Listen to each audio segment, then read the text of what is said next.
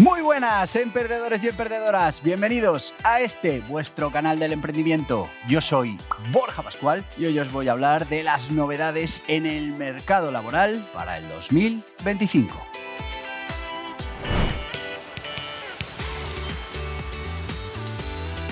Y sí, amigos, parece que se quiere hacer del 2025 el año de ese cambio dentro de nuestro mercado laboral. Un cambio que, pues unos opinan que va a mejorar la vida de los trabajadores y otros que, pues va a traer graves situaciones para pymes, para autónomos y, al final, para ese mercado laboral que seguramente también sufrirá por estas medidas que se quieren implantar. Pero ¿cuáles son esas medidas que van a entrar o que se van a poner en marcha en el 2025 y que pueden traer muchos problemas para el mercado laboral? Te lo cuento. Y sí, amigos, el 2025 lo llaman el año clave para los derechos laborales, el 2025. Y se pretenden hacer cosas como, ya sabemos que se van a producir en el 2025, esa reducción de la jornada laboral. Y pues es una medida que muchos trabajadores aplauden, que es una medida que nos va a dar más tiempo libre a todos, pero sí que es verdad que, es una medida que se debe tomar o se puede tomar cuando se dan las condiciones económicas, cuando se dan las condiciones laborales necesarias para poder aplicar esa medida. De hecho, hay muchos convenios que ya recogían esa reducción de horas o parte de esa reducción de horas y pues se habían ido implantando porque en esos sectores será suficientemente productivos como para poder aplicar esas reducciones. Pero si lo hacemos por decreto ley, como se suele hacer aquí, y se impone, claro, va a haber muchos sectores que van a sufrir y van a sufrir fundamentalmente porque, pues se van a ver obligados para cubrir horarios, pues a contratar más personal, a encarecer al final esos costes de personal, porque recordemos que la reducción de esa jornada laboral lo que implica es el mismo coste laboral a la empresa, pero con menos horas efectivas de trabajo, con lo que si hay que contratar a otra persona para suplir esas horas del resto de la plantilla, pues estamos encareciendo todavía más esa productividad, esa competitividad ya muy lastrada de la economía española. Además, se habla de que los vamos a poder agrupar, si en lugar de reducir las jornadas semanales, pues se podrá agrupar. Al final estamos hablando de 12 días más de vacaciones. 12 días más que dices, pues esto se buscará la manera de pagarlo entre todos. No. Lo paga directamente el empresario, como las otras vacaciones. Sigue cotizando, no tiene rebaja en la cotización, no va a pagar menos impuestos, sino que va a pagar sus 22 días de vacaciones que ya pagaba, más estos 12 días de vacaciones, estos nuevos 12 días de vacaciones, a costa de la empresa, a costa del margen, a costa de la competitividad de la empresa. Pero claro, aquí no termina la cosa. Es que para el 2025 también hay, nuevos derechos laborales, nuevos permisos. Permisos que en la gran mayoría de los casos vuelven a ir a costa de ese autónomo o de ese empresario que tiene trabajadores a su cargo. Va a tener que ofrecer esos días, esas facilidades de conciliación y van a salir enteramente de su bolsillo. No hay ni una sola rebaja, ni una sola ayuda para que, pues esas condiciones que todos nos gustaría tener, pues se den. Simplemente se lo cargamos al sector empresarial. A ver, no hay que ser muy listo para darse cuenta que todo esto pues, va a traer sus consecuencias en el mercado laboral. Y es que se está encareciendo de una manera tremenda el tener trabajadores. Y claro, pues si las empresas, los autónomos en España no tienen trabajadores, pues al final va a haber mucha más gente que no encuentre un trabajo y que finalmente pues tengan que subsistir con esas ayudas del Estado. Y sobre todo, pues no van a estar generando su propia riqueza para pagar impuestos, para sus gastos, para su vida, para su realización personal.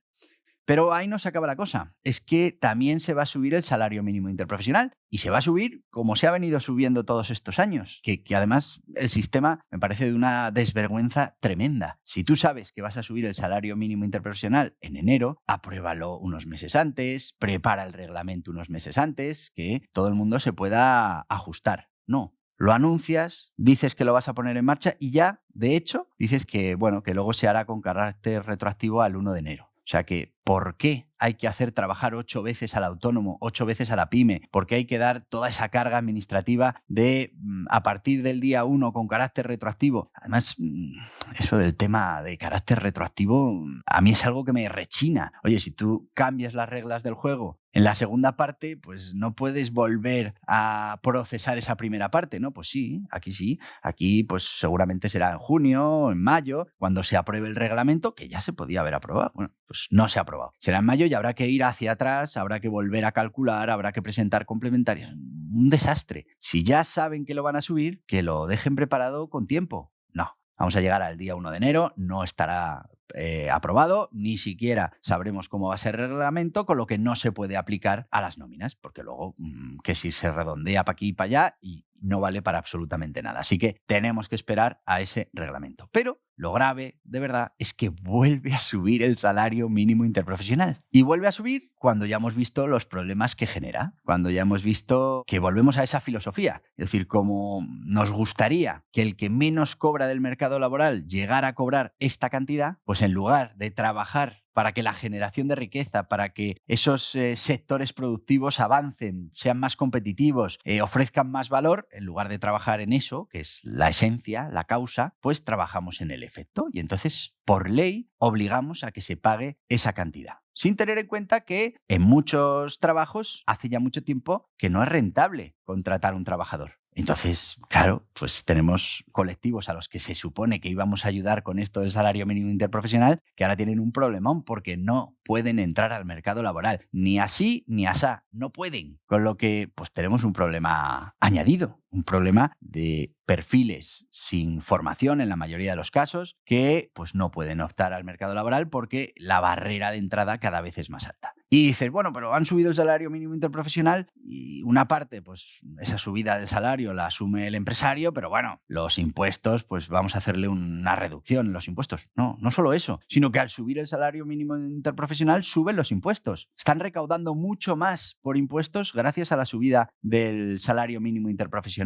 Así que impuestos y la subida en sí, todo para esos costes del autónomo y de la empresa. Pues cada vez menos margen, menos generación de riqueza, menos capacidad para subsistir, para competir y al final más pobres todos. Pero seguimos con ese concepto de lo impongo por ley. Aunque no se den las circunstancias, aunque no se pueda, yo lo impongo y punto.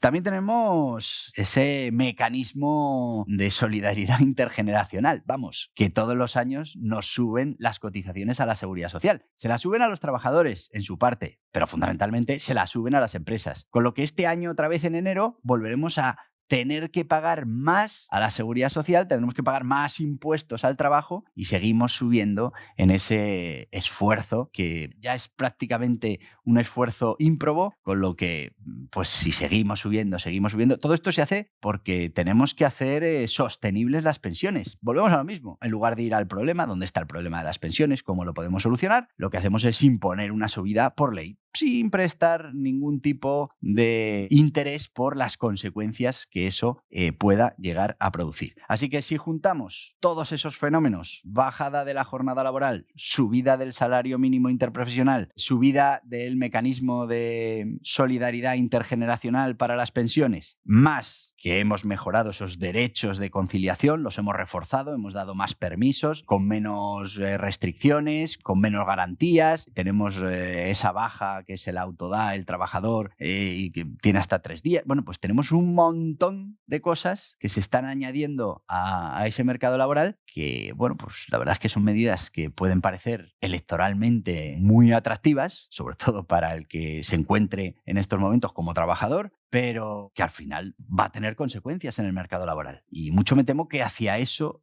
nos vamos moviendo, hacia un mercado laboral que no va a ir a mejor, sino que cada vez va a ir a peor porque, claro, los impuestos, los costes laborales suben y suben cada vez más. En 2025 la subida de los costes laborales va a ser grandísima. Salario mínimo interprofesional que sube, el MEI que sube, para las pensiones, que nos hace subir la cotización absolutamente todos los trabajadores que tengamos contratados, los nuevos permisos que se incluyen dentro de las obligaciones que tiene tiene la empresa. Y bueno, pues todo esto, con la reducción de la jornada laboral como punto fuerte, que son 12 días más de vacaciones, la subida de ese coste laboral, como veis, va a ser tremenda.